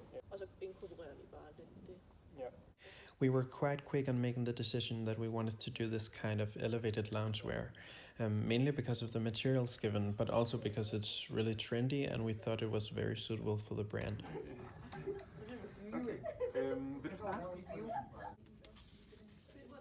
Kan ikke prøve at sætte sådan en streg her, ligesom det her, vi føler lidt, at vi tager fat på. In the design process, we started out by making this idea generation on silhouettes. We also did some draping, and we discovered that by making ruffles, we could use almost all of the material in the towel, which is very sustainable, and it looked great. Altså sådan, jeg ved ikke, om det så ender med at blive lidt en blanding af de her tre. Prøv at tegne en V-hals. Den runde hals var flottere. Det bliver sådan lidt mere afslappende. Ja, jeg synes også, vi går efter det afslappede look. Before constructing our designs, we did some research on how Juna is doing their sizing on their clothing collections, because we of course wanted to imitate that into our designs, so it made sense for Juna to use. De har faktisk i pink. Ej, det er faktisk sådan lidt sød farve. We had several FaceTime sessions with Juna to keep them updated on our work and to have our questions answered. The most important thing for us was for our designs to suit the Juna brand and their target group, and they have really been a great support throughout the whole process. In the construction process, we discovered that we had to make some changes in our designs because we really wanted to use as much of the towel as possible. So we had to make some small changes, some cuts here and there, which turned out for the better because it really looked great and it was even more sustainable and scalable for Juna. In our photo shoot, we really wanted to capture the essence of Zen and meditation, so we really wanted this light and calm and happy feel.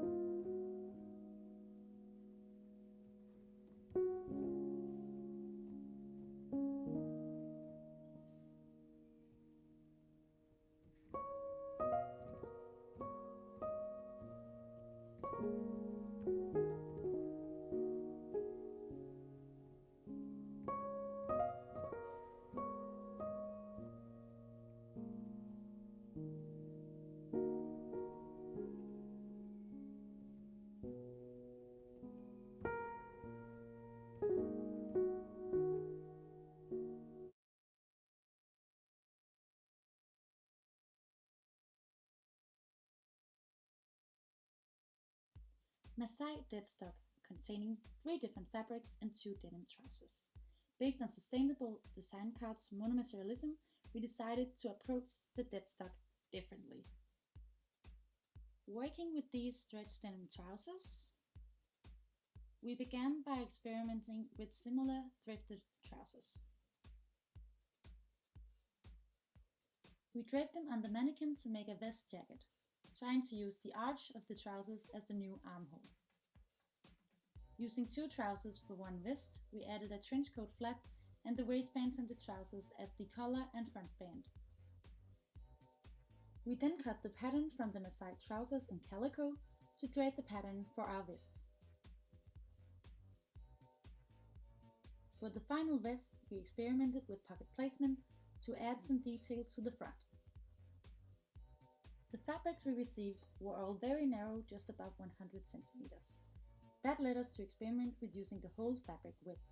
We used Clo 3D to try out this minimal waist approach and put it on model avatars in different sizes to make a one-size-based garment. We explored each fabric's unique abilities to make different style ideas from this base shape, making miniature models in paper to solve the puzzle of the different fabric widths and minimal waist construction.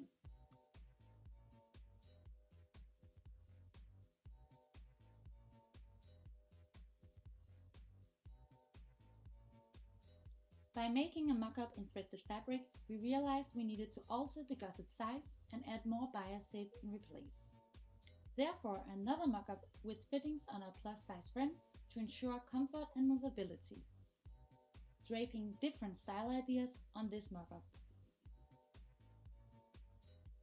We ensured minimal waist while cutting the different widths and styles.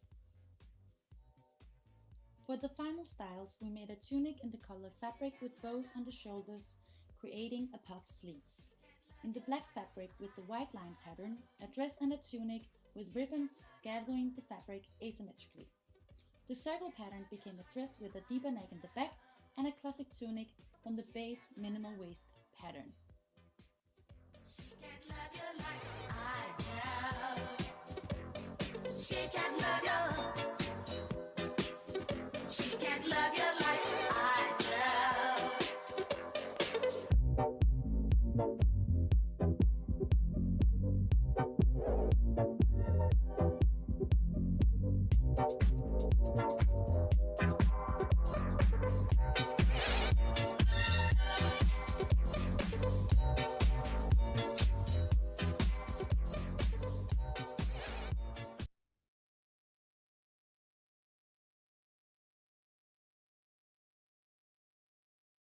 Hi, I'm Frederica. And I'm Kia. Repeat, a concept for bringing deadstock back to life. A product's life usually begins with a design phase. From there it will be made and sent to production. And then it will be sent to the chosen place of sale. If the product is sold, it's a success and our concept will not be relevant. The problem occurs if the clothes is not sold and instead ends up as deadstock. In that case, it will usually be disposed of in more or less sustainable ways. This is something we would like to avoid, and it's where our concept comes into play. First step of our repeat concept is to redesign. What separates this phase from the original design phase is that you are now limited to designing within the existing style. It's a pattern within a pattern. Then the style will be remade by cutting the new pattern pieces from the deadstock styles. The style will then again be sent to sale and hopefully be bought by the customers. So instead of dispose, repeat. Repeat is to be seen as a template. By adjusting on just a few parameters, the concept can be customized to any company's wants and needs. Your company might be in it for the branding value or perhaps a financial profit. maybe you'll want the production to be industrial and big scale, or it might be more beneficial to go with a hands-on and couture-like production with unique pieces. Or maybe somewhere in between. Do you want the price point to be high or low? And is the redesigned deadstock styles still meant for your existing target group, or would it be more profitable to direct it towards a different audience? In the beginning of the Deadstock Challenge, we had a greatly beneficial exchange with Salling about their motivation for joining the project. And it became clear to us that we wanted to focus on Salling's pre-existing strength. The role Salling is playing in the concept is therefore as supplier of deadstock and as a sales channel for the repeat products. By encouraging the brands they work with to implement the concept and ensure and expand collaborations in regards to sales and marketing, Salling will have the opportunity to be front runners and spokesmen for the repeat concept, and thereby benefit from the sustainable branding value. The deadstock we received from Salling was 11 similar men's shirts in 2 different materials and prints. We decided to make a big part of our process digital to avoid wasting material in the idea and design process. So to begin with, we cut one of the shirts through the sewing line, digitized the pattern and worked with the styles virtually throughout the whole process from idea to final products. By plotting the patterns made from Clo 3D, we also made 3 physical samples of the styles, and here you see the outcome.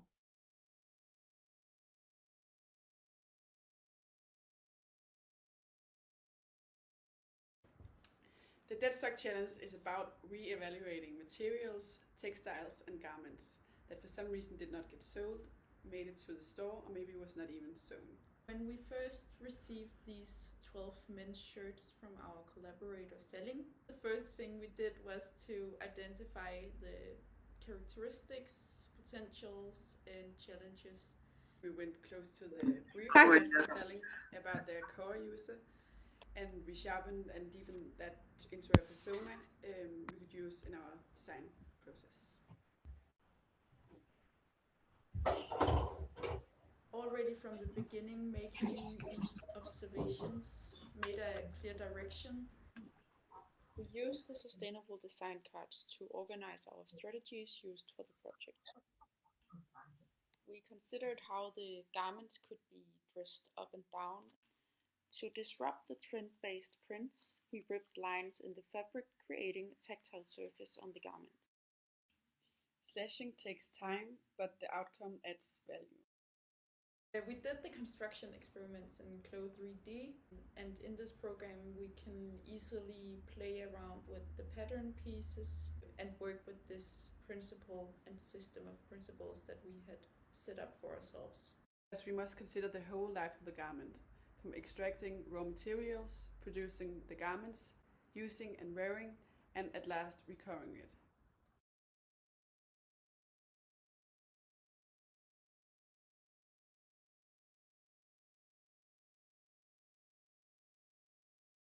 There are no shortcuts and no quick solutions.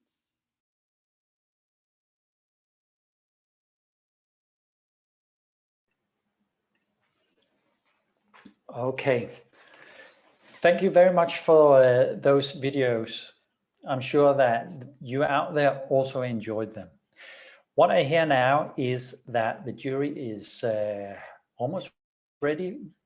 We will have the final slides and presentation in just a minute. So while we just wait for the final few things to fall into place, I would like just to ask if any of you from the design teams would like to make a comment about how it has been to be part of this project. Just to share your experience.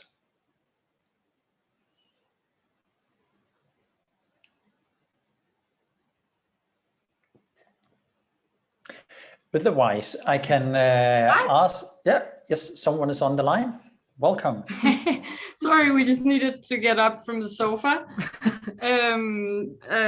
Yeah, it has been really fun and very interesting to be in this challenge.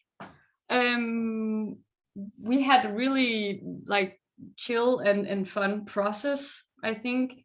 Like we were really quick about finding the concept, and after that we just had fun with it. Yeah, we had a lot of fun with it and also learned a lot from it.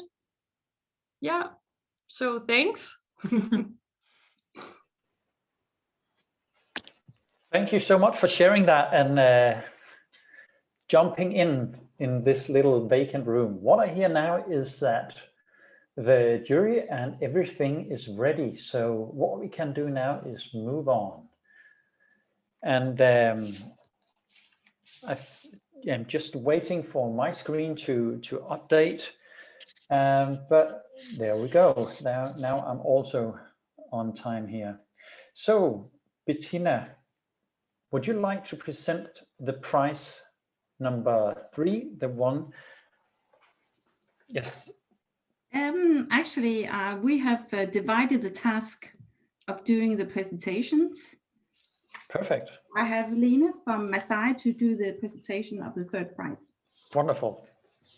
Yeah, so the 3rd prize here, we think that this group really showed brand identity and was aligned with the target group in the whole process. The focus on the products were also aligned with the company here.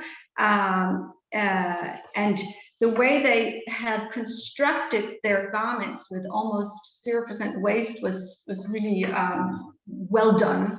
And we could definitely see this team working with the Masai brand to do a collab with you guys for the future. So I am very happy to announce that it is stuck on you, Eva and Lærke, who is winning this prize. Congratulations, guys! You did a good job. Oh, thank you so much. Thank you very much. Yes, thank you, Lena.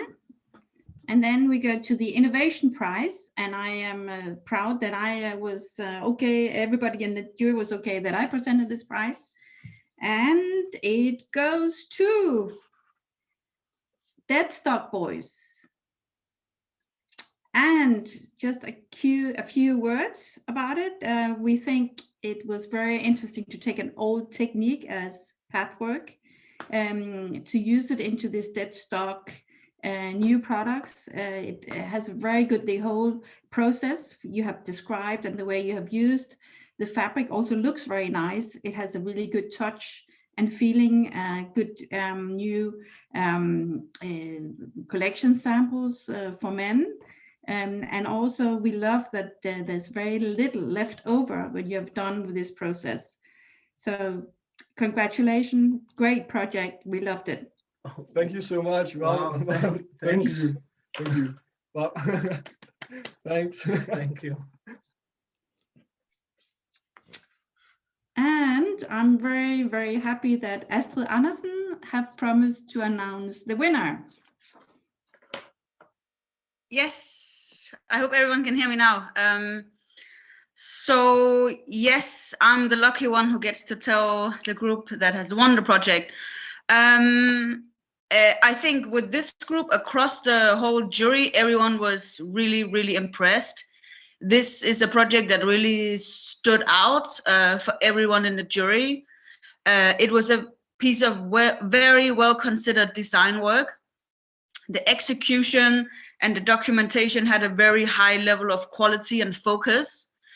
It was a very impressive process to be sort of guided through, and the way that it added value to a final garment was really, really interesting, exciting, and just very, very high level of professionalism in execution.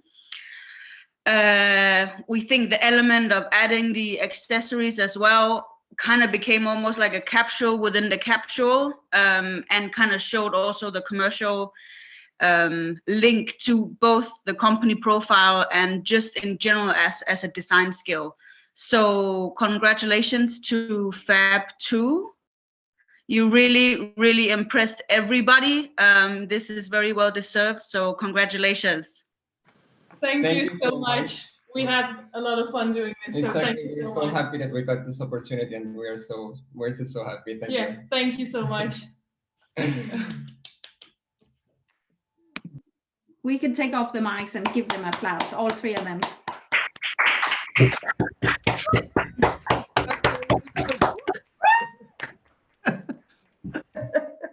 Geweldig, Jessie. Super. Geweldig. Groetjes uit Berlijn. Succes, joh. Greetings from Berlin. Success. Very nice. Greetings from Holland. Yes, thank you very much. Yeah, congratulations, everybody. Congratulations to Stock on You and to Deadstock Boys and everything. I just want to mention that everybody, all of you, will get a diploma within a few days sent to you. And of course, thank you to Masai and Selling Group, Revolution and Juna for joining, for helping us. Thank you for all the team for participating. Thank you so much for investing your precious time. What you've done is maybe seems like a small step, but sometimes small steps is what leads to big change.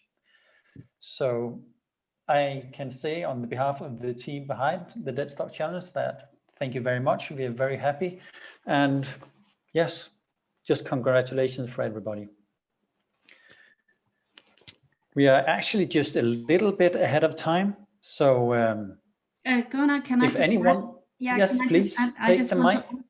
I just also want to thank you, all of you, for being a part of this Lifestyle and Design Cluster. We are so happy about this project, and we know that this is just the beginning of working with Deadstock. I know I'm so proud, and I'm so I feel much more happy about the future, knowing all your young students are working with this so seriously, this problem we have in the industry. And I also want to thank Astrid Andersen to go into the jury. She's been a very good complement in the jury. She has a lot of experience also from Deadstock, but also of course from many other design projects. But also thank you very much to all the teachers from the schools who have been guiding the young, the students, and I'm so impressed with the level. Thank you so much. Is there anyone else from the jury who would like to say a few final words?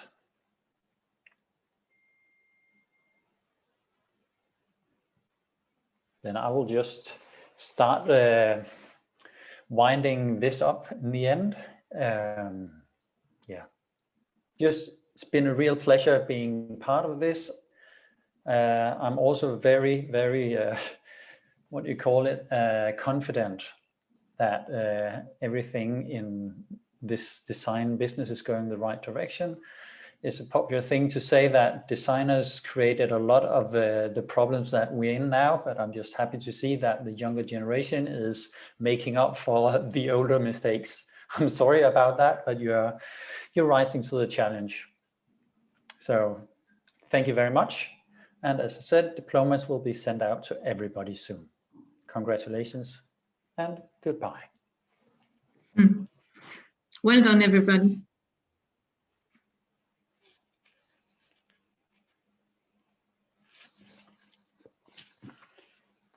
Goodbye and thank you. Bye. Thank you. Bye, everybody. Bye. Bye-bye. Thank you so much. Thanks. Work.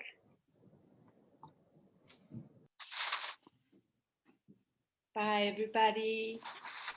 Congratulations, Fab2. I see you still there.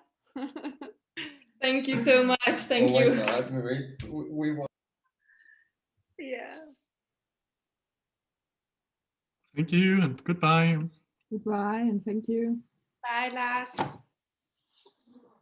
Thank you, Astrid Andersen, for being part of this.